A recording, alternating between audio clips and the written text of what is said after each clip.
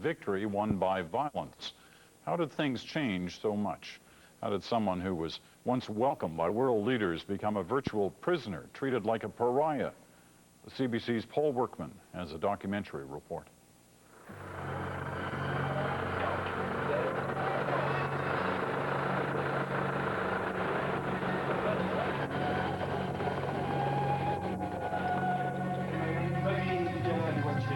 The father of Palestinian nationhood, leader of a 40-year struggle for a homeland, sits ridiculed, humiliated, inside a ring of Israeli armor, fantasizing about his own death as a martyr.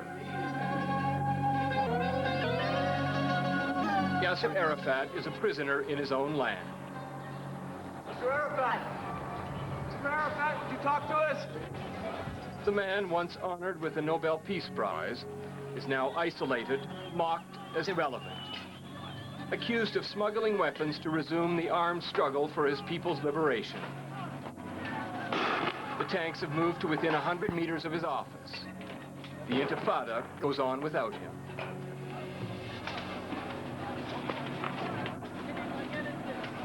And there he sits in his Ramallah compound under virtual house arrest, facing the barrels of Israeli tanks, cornered by his old enemy and now the Prime Minister of Israel, Ariel Sharon. Whatever happened to all those dreams of Middle East peace? The handshakes on the White House lawn, the goodwill, the smiles, lost, it seems, to the tribalism of the past. For Yasser Arafat, there is no escape through the back door, no jet waiting on the runway, no friends pleading for his release. During 40 years of struggle, he has survived war, exile, assassination. But this may be his most difficult and dangerous hour. The Israelis are systematically destroying the symbols of Arafat's authority, the prizes bestowed on him and his people for making peace. The 2 helicopters that allowed Arafat to leave Gaza and jet set to the capitals of the world, destroyed by Israeli helicopters. At Gaza International Airport, there is no jet waiting on the runway because the Israelis have torn the runway up. A fishing boat in the Gaza harbor, owned by the Palestinian Authority, used to smuggle weapons, say the Israelis, now laying half submerged. The headquarters of Palestinian radio and television. Revenge through demolition. And the most satisfying of all, clipping Yasser Arafat's wings. A man always on the move, who spent more time outside Gaza and the West Bank than he did inside.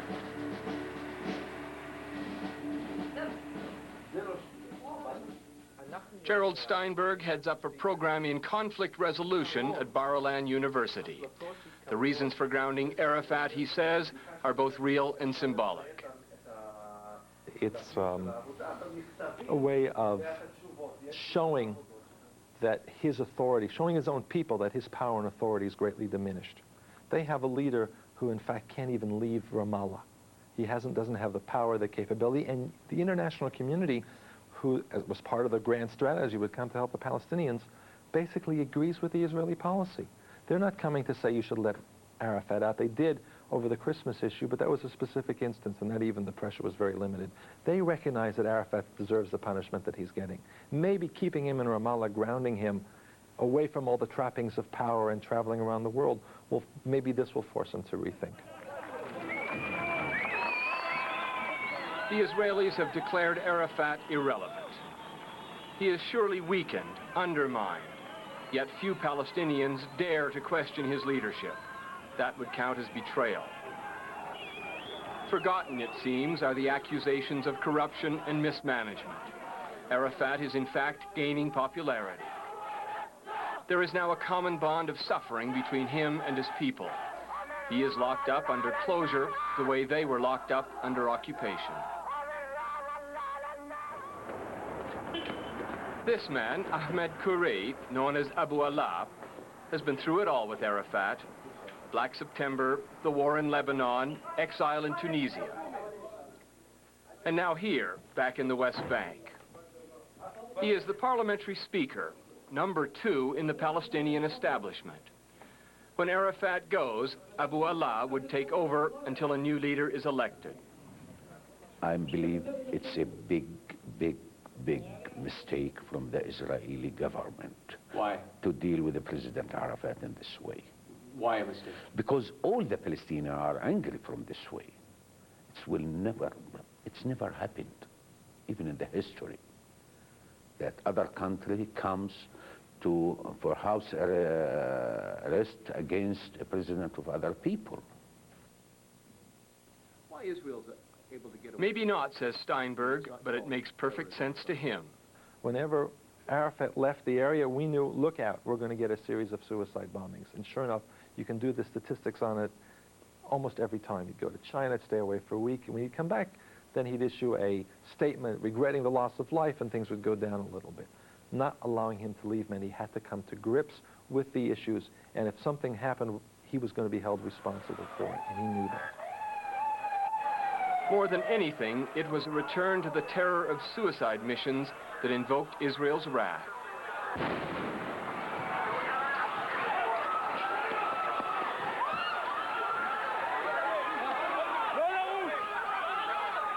Palestinian fighters would never be able to even the score militarily, eye for an eye, but they could at least create a balance of fear, the targets randomly selected, so that no man, woman, or child in Israel felt safe. Under enormous outside pressure, Yasser Arafat promised time and again to stop the suicide bombers, but never did or could. And Mr. Arafat stopped the violence on the Palestinian side if he wants? He wants, he tried, he did, but unfortunately the Israeli government, they didn't give him the chance to do it. Each time he succeed to do it, then they violate the situation. It creates a problem. When they seem to be talking to each other. Yaron Ezrahi is a senior member of the Israel Democracy Institute in Jerusalem. So most of the Israelis are much more prone to believe that their life are in danger because of the Palestinians than that there is a prospect for peace. And I'm saying the major turning point that has caused this is Palestinian terrorists.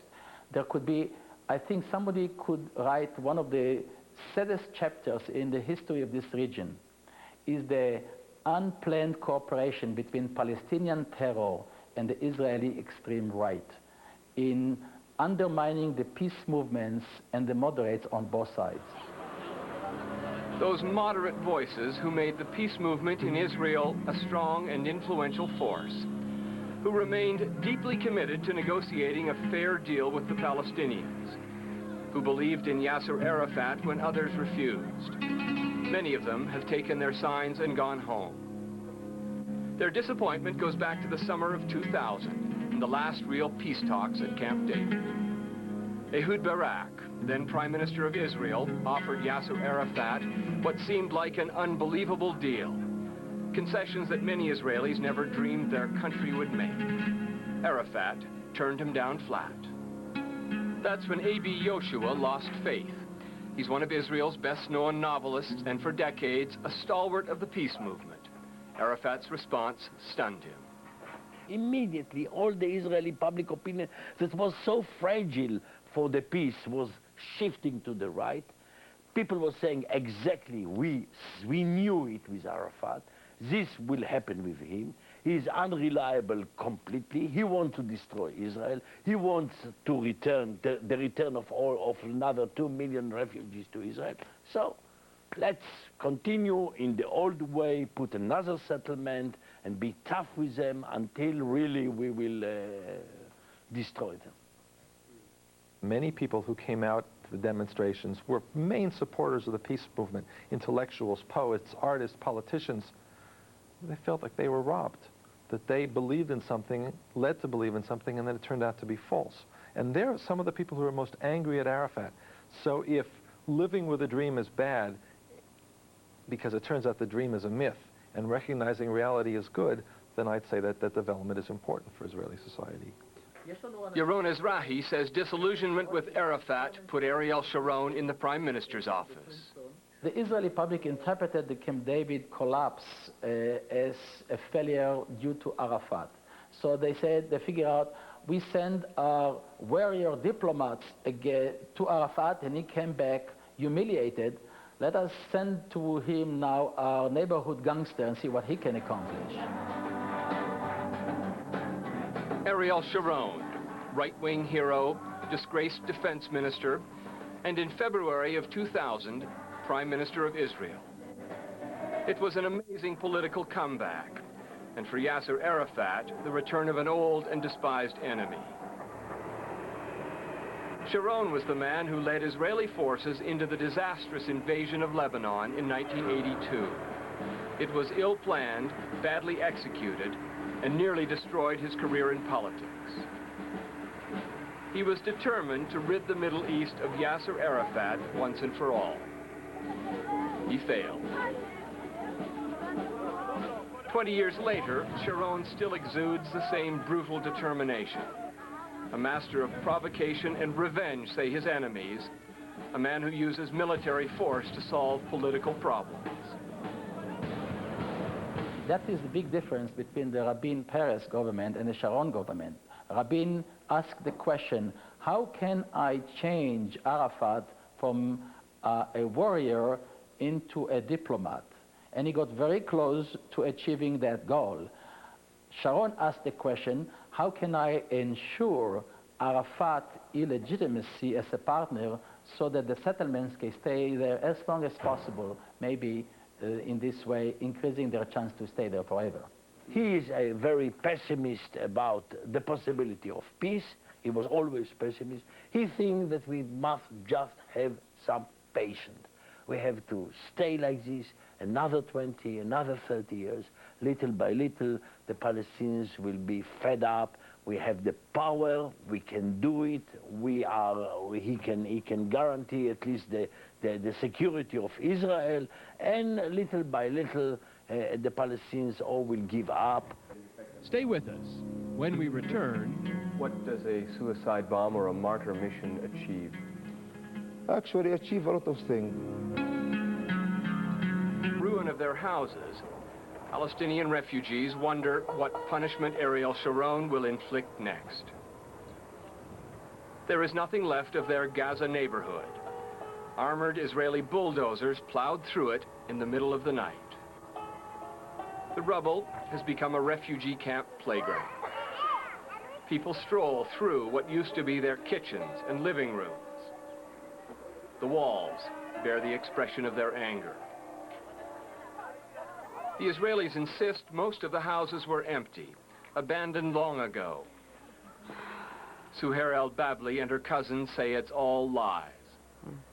والله بصير يعني وضع سيء جدا لما تلاقي حالك مشرد تلاقي حالك بدون بيت بدون مأوى والمفاوضات فيش منها حاجة صحيحة بتفاوضوا لكن في الآخر ولا حاجة بتطلع صح ففي الآخر بنلاقي حالنا نحن في الشارع وعمل وقف اطلاق نار وعملوا معاهدات انه حنا يصير سلام لكن في الآخر لقينا حالنا في الشارع يعني كل الكلام اللي بيسووه كل وضع هذا كل وضع أنا شافه كذب في كذب فيش منه أي حاجة صحيحة. How to explain such destruction? The Israelis say there were tunnels under these houses used to smuggle guns from Egypt, and that's why they were bulldozed. Collective punishment that only breeds more hatred and contempt. الهدف اللي عملوه انتقام يعني احنا هون مش بن لادن مش افغانستان هون شعب فيش لا حكومه ولا دوله ولا اي حاجه ولا اي حاجه والسلطه بتاعتنا ضعيفه. The uprooted families have been given tents in the middle of town. Since nobody really lives here, it's more symbolic than practical. A way of showing the world their suffering, exposing a double standard. Some were refugees in 1948 and are again homeless. If this isn't terrorism, they ask, what is? الشعب الإسرائيلي اللي اختار شارون كويس الشعب الإسرائيلي اللي اختار شارون يعني الشعب الإسرائيلي لا يريد السلام ولا يحب السلام. Peace is little more than illusion to the people of Gaza. Yasser Arafat's undelivered promise of liberation and prosperity. The Palestinian economy is in ruins. Jobs are a fantasy. Only 1,000 people are allowed out to work in Israel, compared to tens of thousands a decade ago. Another generation is growing up with the bitter hatred of occupation. If Yasser Arafat thought violence would break the Israelis' will, force them to bend, he was mistaken. The Intifada has delivered only misery, poverty, more suffering. I mean, the Palestinians cannot say they can do whatever they want and then say, okay, now we will return back. It's not a football game that when you score a goal, then you return back to the middle of the field and start the game again. No, this is history, meaning what you are doing immediately has an effect. And in the history of this miserable conflict, nothing has had a greater impact, caused greater hatred, than the construction of dozens of Jewish settlements on occupied Arab land. Illegal under international law, but that didn't stop the Israelis. They built scores of isolated towns surrounded by concrete walls or barbed wire fences. Here, for example, in Khan Yunis, they carved out a buffer zone by bulldozing and blasting the Palestinian neighborhood next door. A constant reminder that the lives of 6,000 settlers in Gaza take precedence over those of more than 1 million Palestinians. When the history of Israel will be written, the darkest side in its modern history will be the settlements. The settlements have been carrying this country in the wrong direction.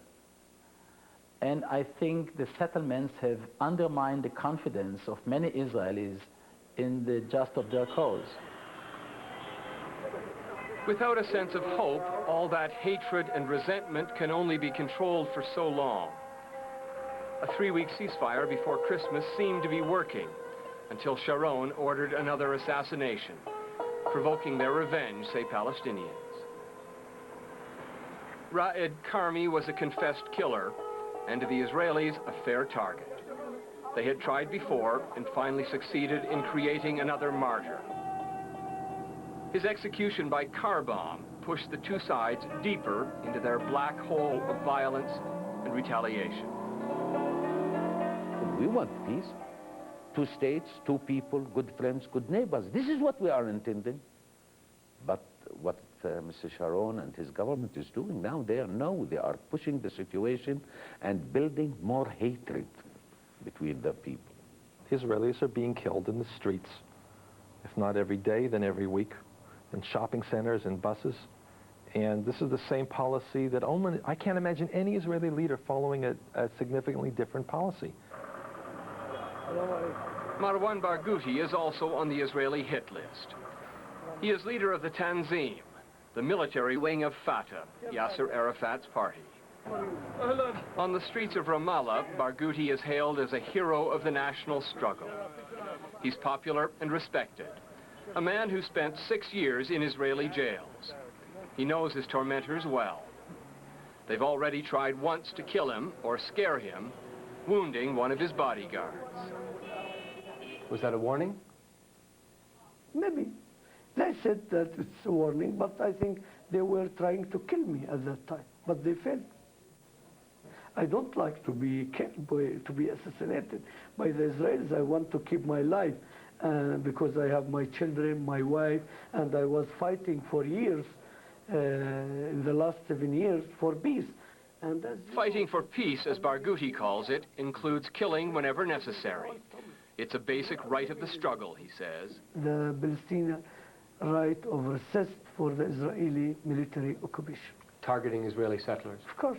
Killing them. Israeli military occupation. Killing them. Killing Israeli settlers. To resist them.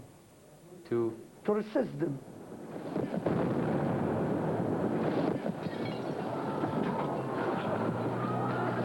With each new blow from Sharon's iron fist, like this Israeli missile attack on Gaza, sympathy for the armed struggle grows. And Arafat's willingness or his ability to stop it has all but disappeared, it seems. revenge is a matter of honor, and there's strong support for the kind of revenge offered by suicide bombers. For many Palestinians, it's the only way to even the odds in this war. If they are going to escalate their aggression against the Palestinian people, we have no option except to defend ourselves. And by what means? By all means. Mahmoud al-Zahar, a senior Hamas leader in Gaza, offers a chilling assessment of their objectives. What does a suicide bomb or a martyr mission achieve? Actually achieve a lot of things. What happened in Israel in the last 15 months indicated how the resistance of the Palestinian people was effective. There is, for the first time, there is a regression in the Israeli economy. For the first time, the security of individual in Israel is threatened. For the first time, the tourist income was stopped. It stopped also the expansion of the settlement. So I think we succeeded a lot in the last few months to convince the Israeli that existence of occupation and expansion of settlement will cost them a lot. The Hamas strategy of sowing economic ruin seems to be working.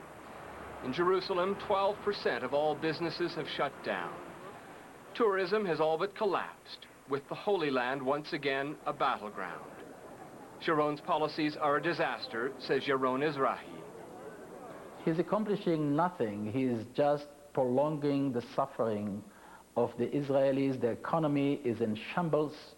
It's hard to believe that the Israeli public, especially the enlightened part of the Israeli public, for long will not punish its leadership for what it delivers in this period. But for now anyway, support for Sharon's policy of retaliation runs high among the Israeli public.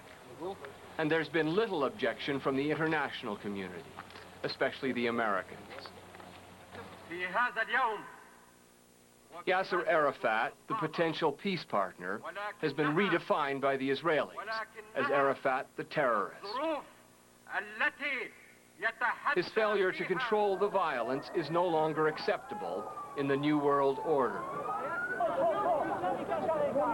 Call it the September 11th factor. 11th September opened a new page. The title of 11th September are that to fight terror.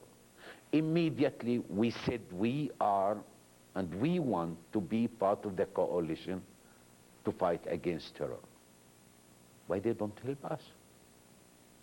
Why do only they listen to Sharon saying that Arafat is bin Laden and the PA is Taliban? Why?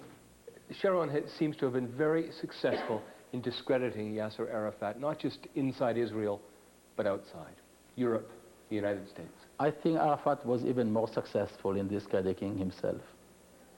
By his own tactics, yes. By not stopping the violence. Shiftiness, but it might be pretending to have, either he pretends to have the power he does not, or he doesn't use the power that he has because he doesn't want to pay the consequence or to pay the price for this. Either way, this is mediocre leadership.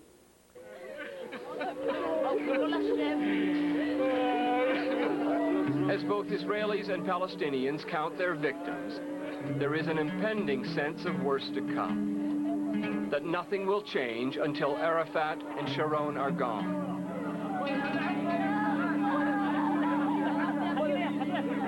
And that, for many, is the sorriest chapter in this tale of mutual self-destruction.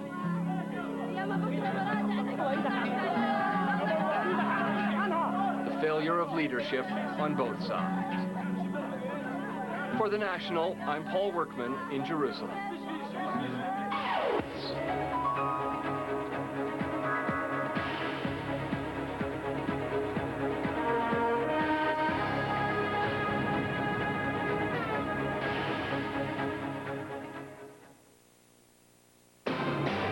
Closed captioning for this program is brought to you by the Globe and Mail, where perspective is everything.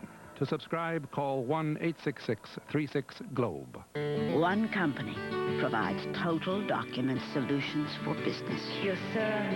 One company offers digital copiers that scan, print, fax, and finish. One company makes the most earth-friendly printers and copiers on the planet. One company has a printer drum that lasts 30 times longer. One company. Kyocera Mita.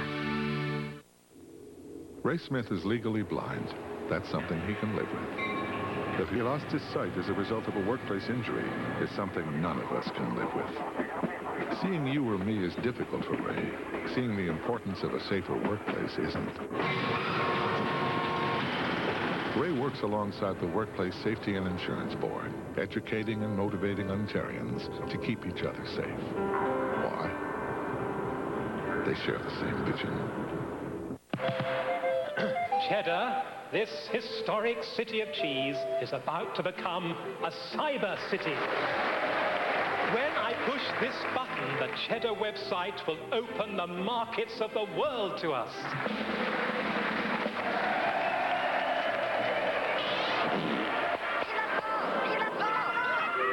What's happened? We've been hacked. A secure infrastructure? IBM can help.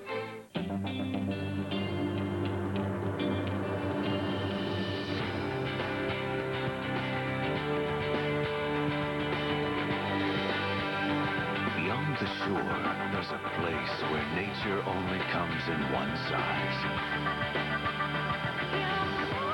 A place where whales and icebergs cross paths. Newfoundland and Labrador.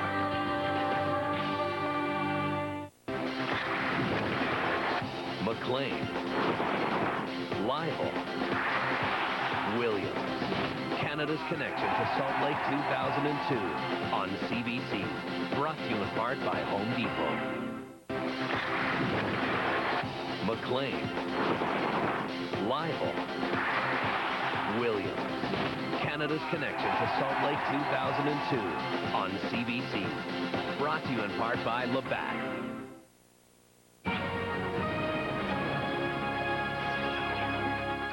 Well, finally, some words about tomorrow.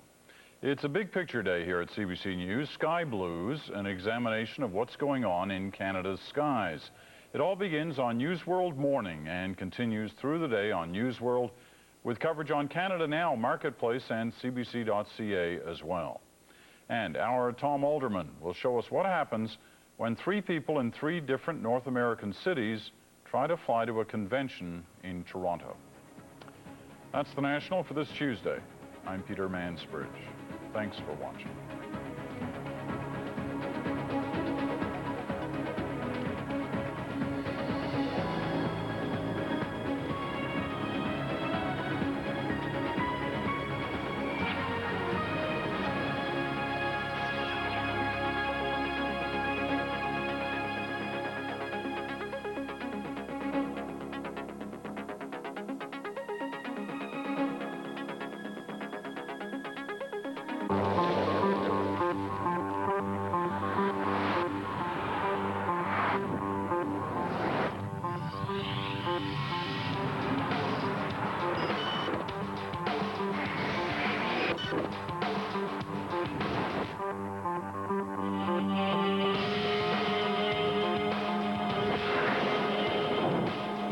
The totally new Nissan Altima.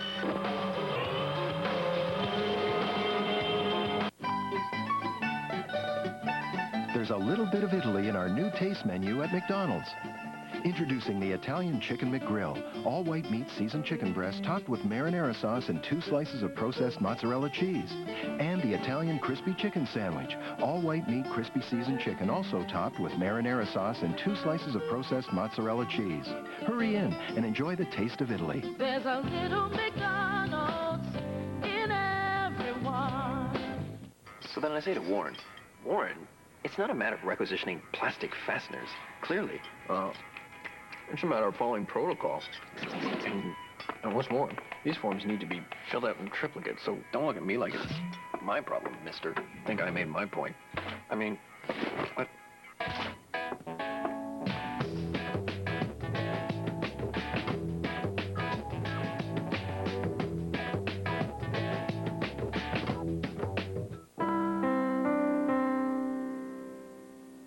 about numbers. They're your neighbors, your friends, your family. This year, over 45,000 Canadians will die from tobacco. That's why the Government of Canada is taking strong action to reduce smoking. Tobacco, we can live without it. A message from the Government of Canada.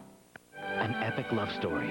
Elizabeth, Queen Mother, and King George VI on The World's Best. Will I do you think? Bertie and Elizabeth, Saturday at 8 on CBC.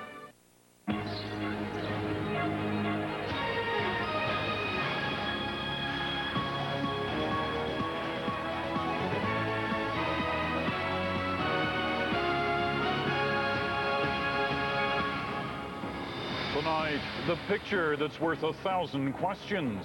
We have been involved in the capturing of prisoners, yes. So why didn't anyone, including the Prime Minister, know about it? The $3.3 billion error. Mr. Speaker, can the Prime Minister explain how even this government could be incompetent enough to lose $3 billion of taxpayer money? Ottawa's not so little accounting mistake. And I think we're sending mixed message here. Plus, Jennifer Ditchburn on why the new immigration minister is having second thoughts about a controversial new initiative. And a deadly avalanche in British Columbia. The National. From the Canadian Broadcasting Centre, here is Peter Mansbridge. Good evening. The debate about whether Canadian soldiers should hand over Afghan prisoners to the United States